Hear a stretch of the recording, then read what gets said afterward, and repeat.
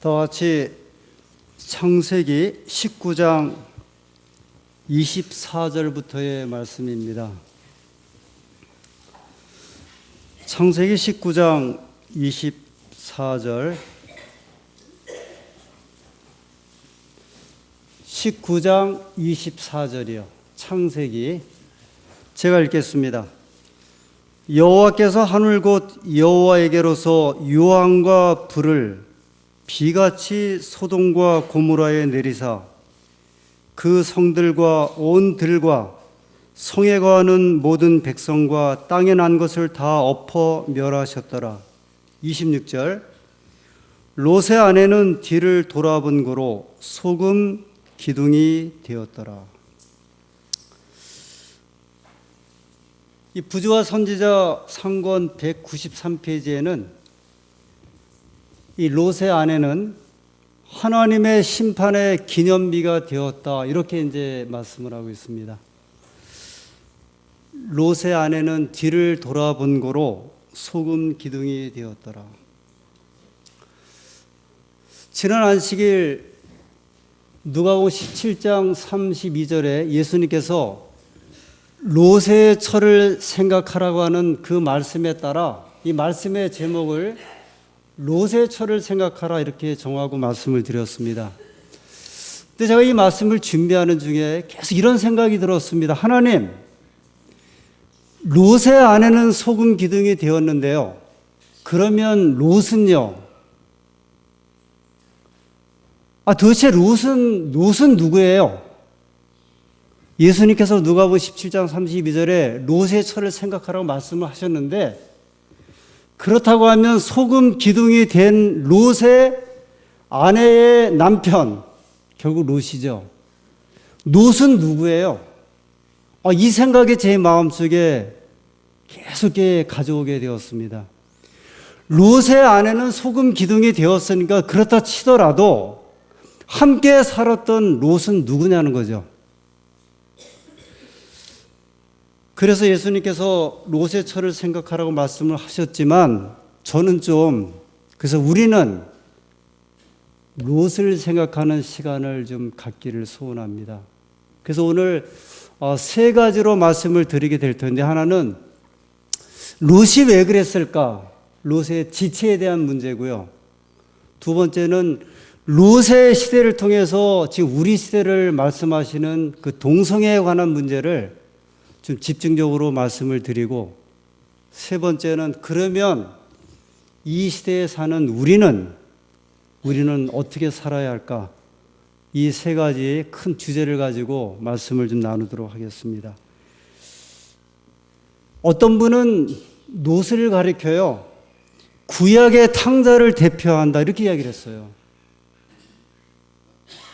이분이 상당한 어떤 이 통찰을 가지고 보신 것 같은데, 누가복음 15장에 탕자의 그 이야기가 나오죠. 그런데 그 신약의 이야기인데 구약에도 탕자가 있다고 하면 그 사람은 바로 롯이다, 이렇게 표현을 했거든요. 우리 롯이 창세기 19장에 그의 모습을 이렇게 보여주고 있습니다. 창세기 19장 15절. 아주 이 드라마틱하고 극적이고 아주 바쁘고 분주한 모습이 이 15절에 소개되고 있지 않습니까? 동틀 때에 천사가 롯을 재촉하여 가로되 일어나 여기 있는 내 아내와 두 딸을 이끌라, 이 성의 죄악 중에 함께 멸망할까 하노라. 16절에 그러나 롯이 지체하매. 15절에는 롯을 재촉하는 천사의 모습이 보이고요, 16절에는 그 와중에도 지체하는 이 롯의 모습이 보이게 됩니다. 우리는 일반적으로 롯의 아내가 재물을 사랑하고 그가 소돔과 고모라 성에 남겨진 그의 마음의 생각들을 이제 버리지 못해서 아쉬움을, 또는 그가 그의 소금 기둥이 한 모습이라고 이야기를 하지만, 역시 롯도 그는 지체했음에 틀림이 없어요. 성경은 말씀하기에, 여기 이 장면은 그 전날 저녁에 하나님의 천사 둘이 이 롯의 가정을 방문을 했고 밤새도록 그를 설득을 하다가 마침내 심판의 시간이 다가오는 그 동틀 때에 다시 롯을 향하여 재촉하는 이 모습을 보지 않습니까? 그러면서 성경은 표현하기를 롯이 여전히 지체하고 있는 모습을 이야기를 하고 있습니다. 사실 그는 하늘에서 온 두 천사가 사랑하는 아내와 두 딸의 손을 붙잡고 이렇게 뛰어나가기 전에 가장으로 롯이 사랑하는 가족들의 손을 잡고 뛰어나갔어야 할 그 롯의 모습이었는데요. 성경은 우리에게 슬픈 이야기를 보여주고 있는데 롯이 여전히 이 지체하고 있다고 말씀을 합니다. 물건을, 재물을, 아니면 집을, 가구를 여자만 좋아합니까? 그럴 수는 없잖아요. 그죠? 애호하는 것, 취미생활하는 것, 정말 사랑하는 것을 여자들만 좋아하는 건 아니잖아요.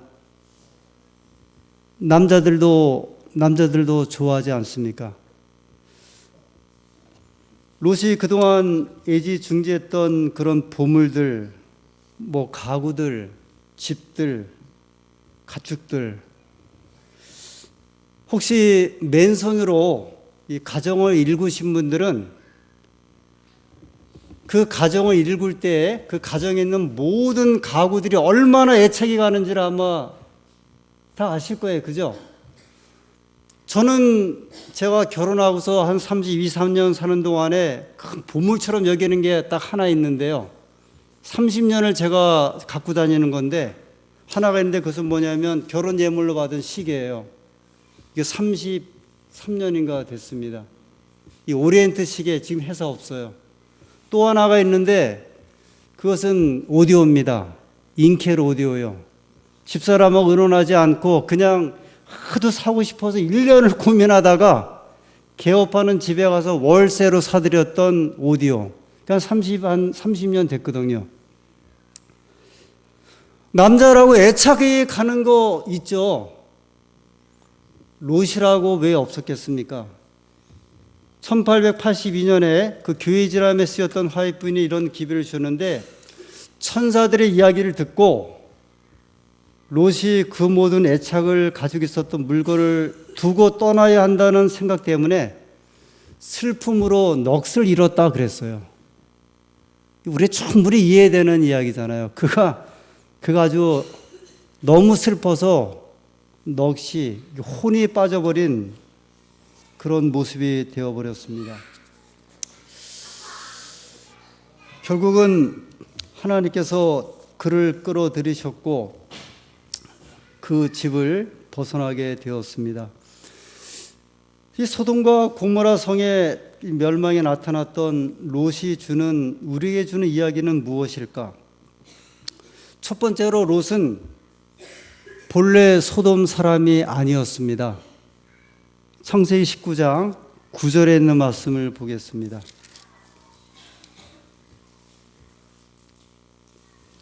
창세기 19장 9절.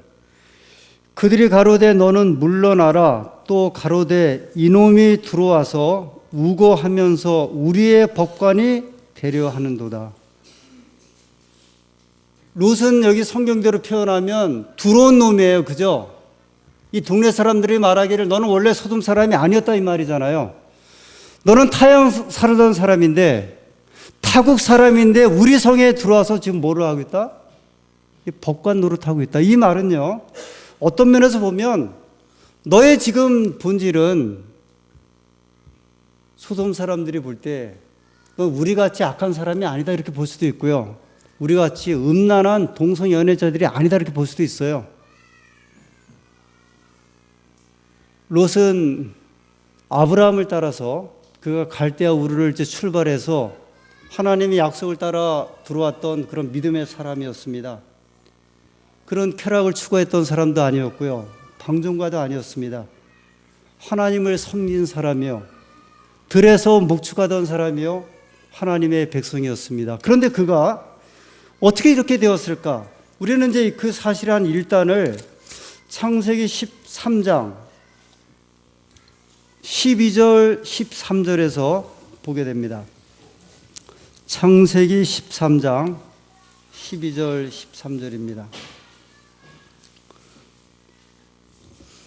아브라함은 가나안 땅에 거하였고 롯은 평지 성읍들에 머무르며, 이제 아브라함과 이렇게 그 땅 문제로 아브라함의 목자와 롯의 목자들이 다투고 났을 때 아브라함이 제안을 했죠. 지금 풀 문제로 싸움이 벌어졌으니 내가 왼편을 택하면 나는 오른편을 택하고, 내가 오른편 택하면 내가 왼편 땅으로 가겠다 그랬을 적에 잘 정리가 돼서 롯이 요단에 있는 들을 택했고요, 에덴 동산 같았던 그 초원을 얻었습니다. 여기 그 이야기예요. 평지 성읍들에 머무르며, 그 다음에요, 그 장막을 옮겨 소돔까지 이르렀더라. 원래 롯이 택하였던 그런 그 장소는 요단 온 들이었어요. 그러다가 롯이 어디로 들어가 버린 거예요? 소돔과 고모라로 들어갔어요. 소돔 성의 백성이 되었습니다. 처음부터 롯은 소돔에 매료된 사람은 아니었습니다. 어느 날 롯이 들에서 이제 양을 치다가 물건 살 일이 있어서 소돔 성을 방문을 했어요. 그런데 들어가 보니까 생각지 못했던 물건들이 보이고요, 그 생활이 화려했고 아주 기가 막혔습니다. 번쩍번쩍하는 네온사인들이요, 상가마다 휘감고 있었고, 반짝반짝하는 백화점의 물건들이 롯의 마음을 사로잡았습니다. 자기는 양치느라고요, 얼굴에 아주 새카맣게 타고 온갖 고생을 하고 있는데 소돔 사람들 얼굴에 윤기가 나고 온갖 편리함 속에 지내는 모습을 보게 되었습니다. 예를 들면 자기는 지금 흑백 텔레비전을 보고 있는데 소돔 사람들은 무슨 텔레비전을 보고 있어요? 컬러 텔레비전을 보고 있고요. 자기는 지금 우마차를 타고 다니는데 소돔에 들어가니까요, 자가용을 타고 다니는 그런 모습이었습니다. 가족들이 합창합니다. 아빠, 우리 소돔성으로 들어갑시다. 얼마나 좋았겠어요. 멀리서 바라보는 소돔성의 모습이요, 밤마다 불야성을 이루는 그런 모습들을 보면서 아마 롯의 아내의 딸들의 마음속에는 한없이 소돔성으로 다가가고 있었을 것입니다. 결국은 장막을 아예 어떻게 해버린 거예요? 옮겨서 소돔 사람이 되었습니다. 저희가 사실은 이 장면을 우리 속에 그리기가 상당히 어려운데요, 우리가 살아가다 보면 성경에 옛날에 있었던 일들을 지금 시대에 약간 어떤 사람들의 모습을 통해서 깨닫는 경우가 종종 있는데요, 제가 서대문에서 목회할 때 보일러 공사를 하게 되었어요. 그 보일러 공사를 하는데 이제 장로님이 맡아서 사택 공사를 하는데요, 공사를 하시면서 이제 저하고 이야기하다가 목사님 이거 어떻게 할까 이렇게 막 이야기를 하는 중에 옆에 이러던 그 데모도라고 하죠. 그 뭐라고 하나? 그 기술자 말고 기술자를 도와주는 시다예요. 하여튼 그 조력하는 사람이 이게 다 일본 말만 나오네. 시다바리 데모도 시다. 하여튼 그분이 목사님이세요 그래요. 그래서 제가 목사입니다. 어느 교회 목사님이세요? 안식일교회 목사입니다 그랬더니 갑자기 얼굴에 반색을 하면서 저도 안식일교회네 그래요. 저도 대천에서 왔습니다. 이분이 이제 올라온 사연을 이야기를 하는데 기술자가 아니에요. 한 40대가 안 됐죠. 30대 중반 된 사람인데요.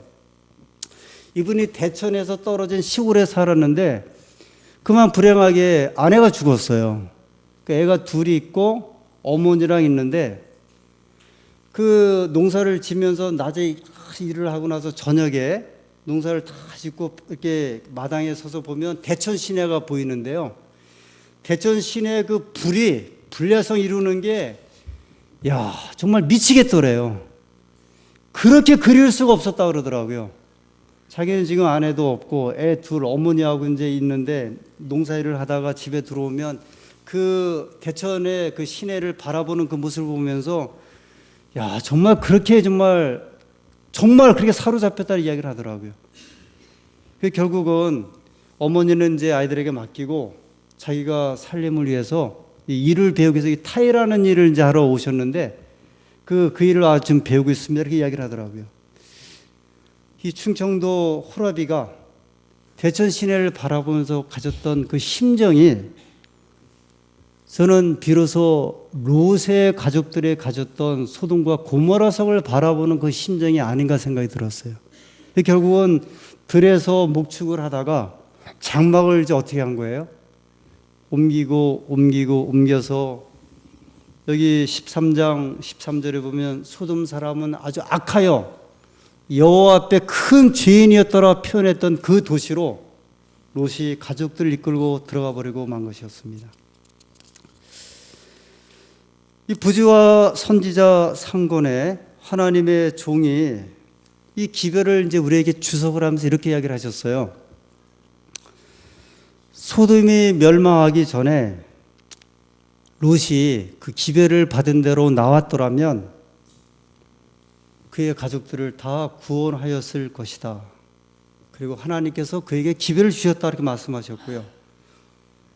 예루살렘 성이 멸망하기 전에 서기 70년에 예루살렘 성이 멸망하기 전에 그때 이미 하나님의 경고가 저 예루살렘 성 안에 있는 백성들에게 주어졌지만 그들이 그 기별에 유의하지 않으므로 그들은 그곳에서 큰 멸망을 당하게 되었다.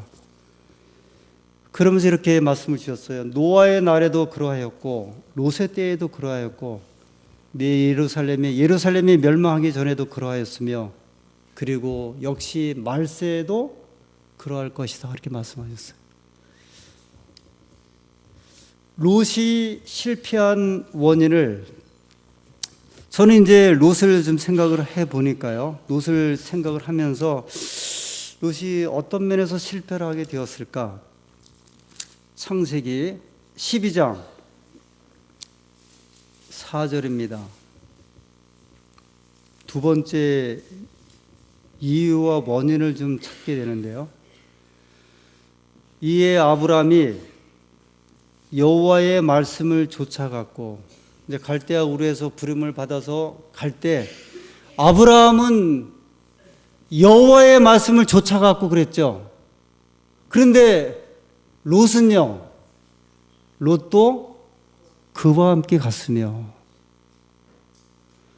아브라함은 하나님의 말씀을 따라서 갔는데 롯은 하나님의 말씀을 따라간 것이 아니라 그와 함께, 그는 누구예요? 사람 따라갔어요.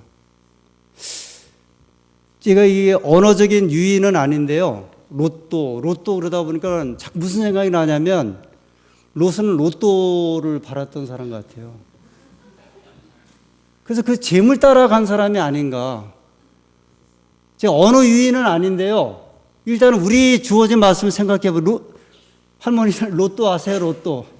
로또요. 그거 기가 막힌 거 있거든요. 롯은 아브라함은 여호와의 말씀을 분명히 쫓아갔다 그랬고요.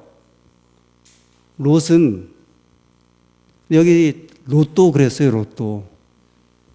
성경에 로또 그랬죠. 로또를 따라갔으며 그렇게 이걸 봐야 될지. 아브라함은 그가 거처를 옮길 때마다 단을 쌓았죠. 단을 쌓았더라 그러죠. 근데 아쉽게도 롯은 단을 쌓았더라는 말씀이 전혀 없어요. 제가 종종 말씀드리죠. 하나님의 말씀을 우리에게 주실 때 그냥 주신 말씀이 아니라 그랬거든요. 이게 굉장히 함축된 말씀이거든요. 집약되면서 우리에게 주신 영적인 기별인데 분명히 아브라함은 말씀을 있었고 그가 단을 쌓는 기사가 있었지만 아쉽게도 롯은 말씀에 대한 이야기가 전혀 나오질 않고요. 그리고 단을 쌓았다는 기사가 전혀 나오질 않습니다. 이를테면 신앙인은 신앙인이었는데 무늬만 신앙인이라는 이런 말씀이고요. 한 10여 년 전에 이 교회 안에 있었던 재미있는 이야기가 있었는데 교회 오는 재미. 그래서 교인들이 요새 교회를 재미로 교회 온다 그래서 그 이야기가 좀 많았어요. 뭐 친교의 재미, 그 다음에 무슨 놀러 가는 재미, 그 다음에 자기들끼리 개하는 재미. 교회를 신앙으로 하기 위해서 교회 오는 게 아니고요. 개를 하기 위해서 교회 오는 사람들, 사업하러 오는 사람들, 그냥 자기 어떤 친교적인 어떤 재미를 위해서 오는 사람들 이렇게 묘사를 했더라고요. 롯은 어떤 면에서 보면 그런 무늬만 신앙인임에 틀림이 없었던 것 같아요. 한 번도 신앙적인 이야기가 이 창세기 12장부터 19장까지 나오질 않습니다. 저는 최근에 우리의 신앙 유지를 위해서 필요한 것들이 무엇인가, 그래서 이제 말씀을 좀 암송하자고 제안을 좀 드렸잖아요. 그 종종 안식일날 예배 마치고 오후에 이렇게 2, 3시에 모여있으면 장로님, 집사님들이 지금 무슨 성경절을 외우는지를 자꾸 말씀하시더라고요. 내가 지금 뭐 예를 들어 로마서 8장을 외우신다는 분도 있고요, 고린도서 13장을 외우신다는 분도 있고, 지난번 안교 시간에 이준석 집사님은 저는 전혀 외울 생각도 못했던 로마서 12장을 외운 거를 이렇게 말씀을 하시더라고요. 지금 어린아이들도 시편 23편을 외우고 있어요. 아마 3절까지 외우는 아이도 있는 것 같아요, 지금. 저는요, 신앙이라고 하는 것은요, 장거리예요. 이 신앙은 결코 한순간에 폭발적으로 늘어나질 않습니다. 장기전이에요. 그 무엇인가 자기 신앙을 유지할 수 있는 것이 있어야 되는데, 그것이 뭐 화요일, 금요일, 안식일마다 예배를 충실히 참석하면서 가지는 그 신앙의 유지를 가진다든지, 아니면 늘 성경을 통독하신다든지요, 아니면 늘 기도를 하신다든지, 아니면 내가 전도하는 정신으로 살아가면서 내 신앙을 유지하는 것들, 하여튼 내가 좋아하는 신앙이 하나는 우리가 분명히 가져야 한다는 거예요. 그런 점에서 제가 이제 말씀을 암송하는 운동을 하자고 말씀을 드리지 않았습니까? 근데 제가 최근에 또 하나를 생각하게 되었는데, 찬미가를 혹시요 3절까지 다 외우시는 분 계세요? 우리가 노래 나 18번 있죠? 우리 18번 뭐 백마강 달밤에 그런 가요 있죠? 우리 다 18번 가지고 있죠? 그럼 성경 18번, 찬미가 18번은 뭔가? 제가 우리 동료 목회자 한 10여 명이 모인 자리에서 한번 물어봤더니요, 대부분이요 3절까지 내가 기억해서 부르려고 하는 게 없다 그러더라고요. 그냥 같이 부르면 부른대요. 그러다가 1절 부르고 2절 부르다가 여기 PPT가 안 나오면 막 헤매기 시작하잖아요. 이제 뭐가 나올지를 모르고. 저는요 최근에 저도 지금 마찬가지라니까요, 나의 것이 없었다는 생각을 뒤늦게 깨닫게 되었어요. 내 성경도 없었고, 이거는 사실 내 성경이 아니에요. 이게 만약에 덮어놓으면 하나도 기억지 못하는데 그게 내 성경이 아니구나 하는 것을 뒤늦게 깨닫게 되었고요. 찬미가 우리가 숱하게 부르잖아요, 그죠? 근데 어떻게 해요? 3절까지도 모르다니 찬미가 가사를 말해요. 그래서 두 번째 제안을 드리는데요, 우리 찬미가 18번을 하나씩은 가져야 되고, 그 18번은 1절부터 2절, 3절, 4절까지는 그래도 내가 하나 외워서 부를 수 있는 찬미를 불러야 되지 않을까. 그래서 이제 찬미가 암송 부르기 대회도 한번 하고 싶더라고요. 1절부터 4절까지. 저희가 너무요, 정말 다닌 것 같아요. 그냥 아무것도 가지지 않고 내 것을 가지지 않고서 신앙을 20년, 3천, 50년 가까이 했는데, 그런 신앙을 했구나 하는 생각을 하게 되는데, 롯이 그런 신앙을 한 것 같아요. 롯이요. 그러다 보니까 결정적인 순간에 이것이 파멸이 오고 심판이 오는 순간에 그가 그것을 버리지 못하고 나가지 못했던 그 원인이 결국은 아내를 어떻게 하고요? 소금 기둥을 만들어 버리고 두 딸을 모압과 암몬의 아주 이방 민족의 시초를 만드는 그런 일에 빠지게 되었습니다. 두 번째로요, 동성애에 관한 문제예요. 제가 아까 어떤 호레비의 이야기를 통해서 그분의 이야기를 통해서 이 롯이 소돔성을 바라보는 것을 이제 한번 생각하게 되었다고 했는데요.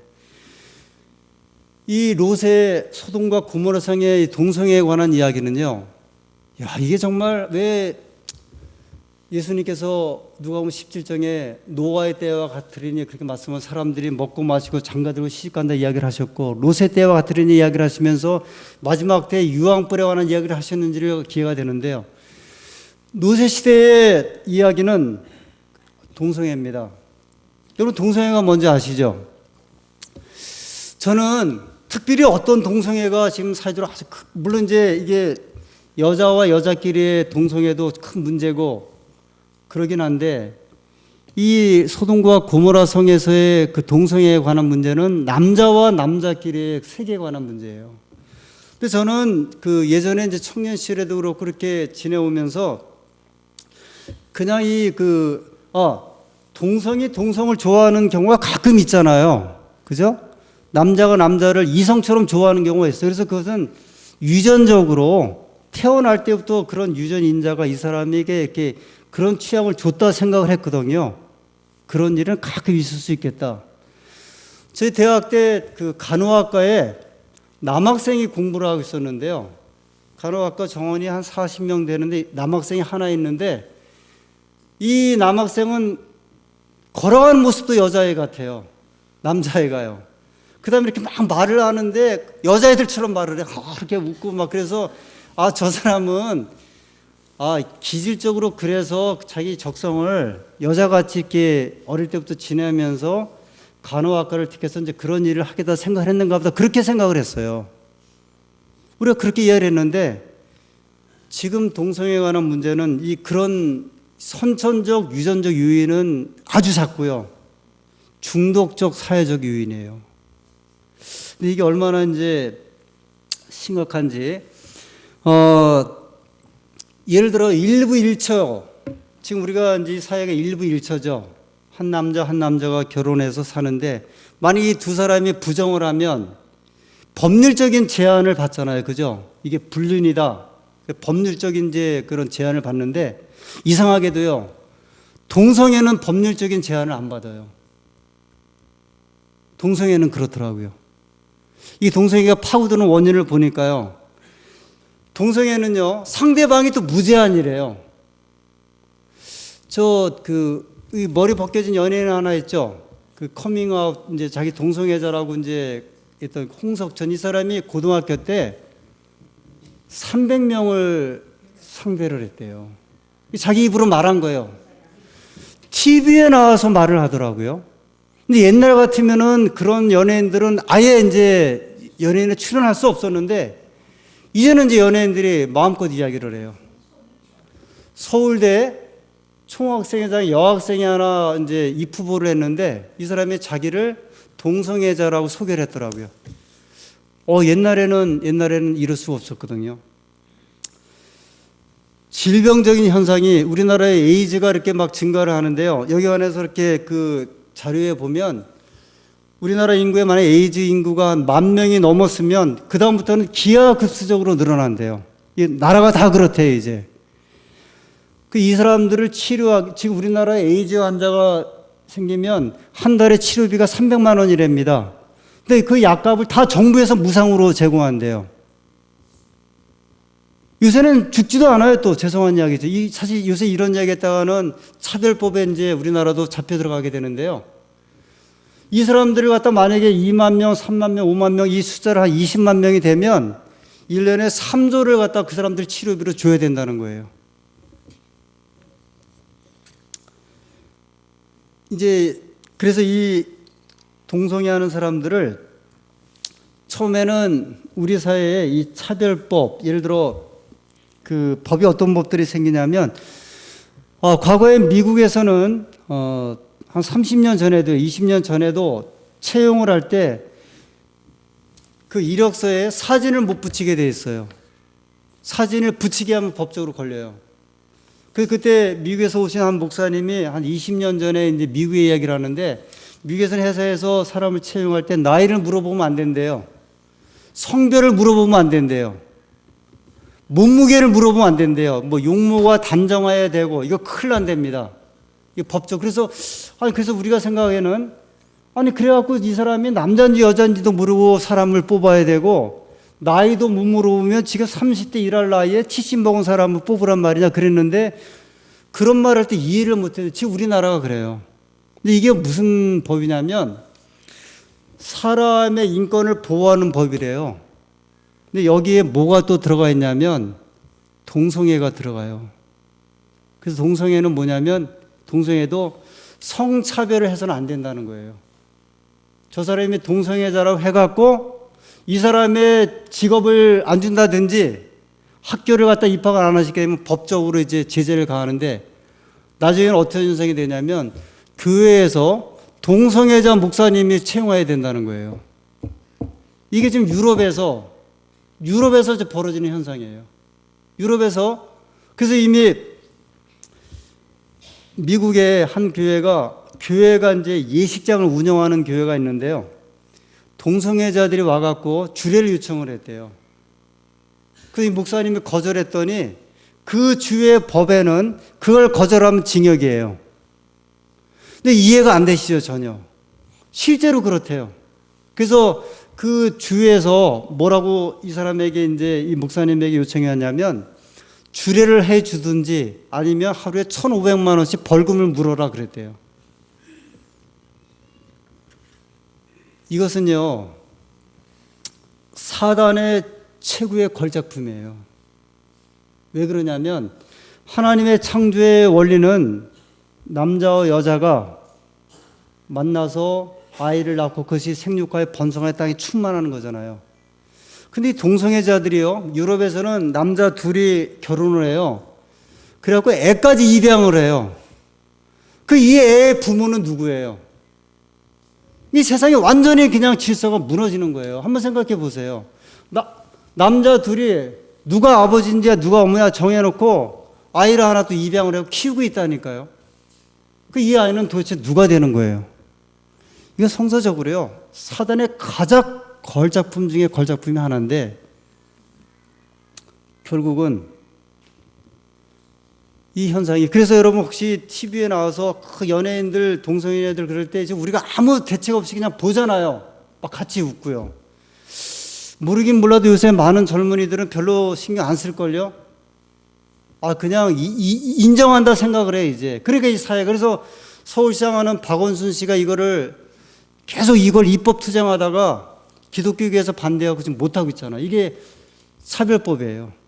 소수자 보호운동. 성경은요, 이것은 죄악인데 어떤 죄악이냐면 창조의 모든 근본 질서를 완전히 무너뜨리는 죄악이에요. 가장 누가 노리는 노림수냐면 마귀가 이 철저하게 이 기본적인 창조 질서를 허물어뜨리는 일인데, 그런 일이 어디에 시작되겠다고요?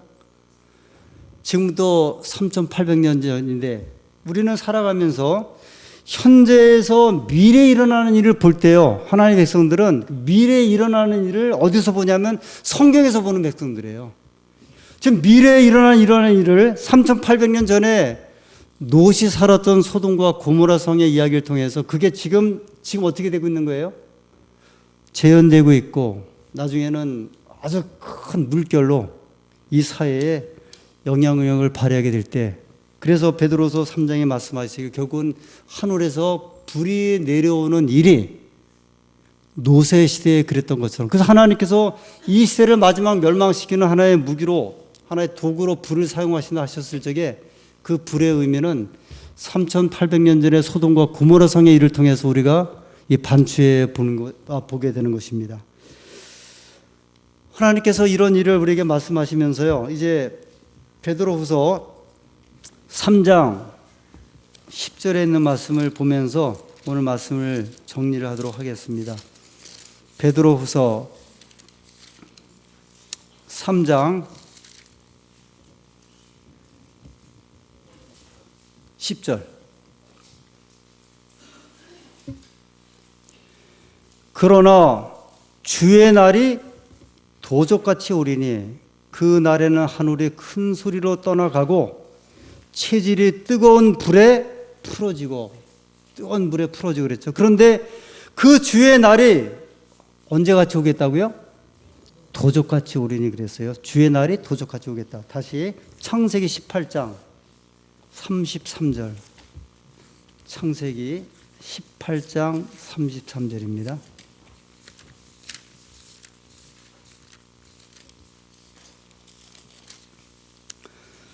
하나님께서 아브라함을 만나셨죠? 이제 그 이야기인데요. 33절에 여호와께서 아브라함과 말씀을 마치시고 어떻게 하셨어요? 즉시 가셨어요. 베드로후서의 3장 8절에 10절에 주의 날이 도적같이 온다 이야기를 해요. 굉장히 급함에 대한 이야기예요. 하나님께서 떠나시는데요. 어떻게 떠나시냐면 즉시 떠나시니 요한계시록 22장 7절에 있는 말씀입니다. 요한계시록 22장 7절.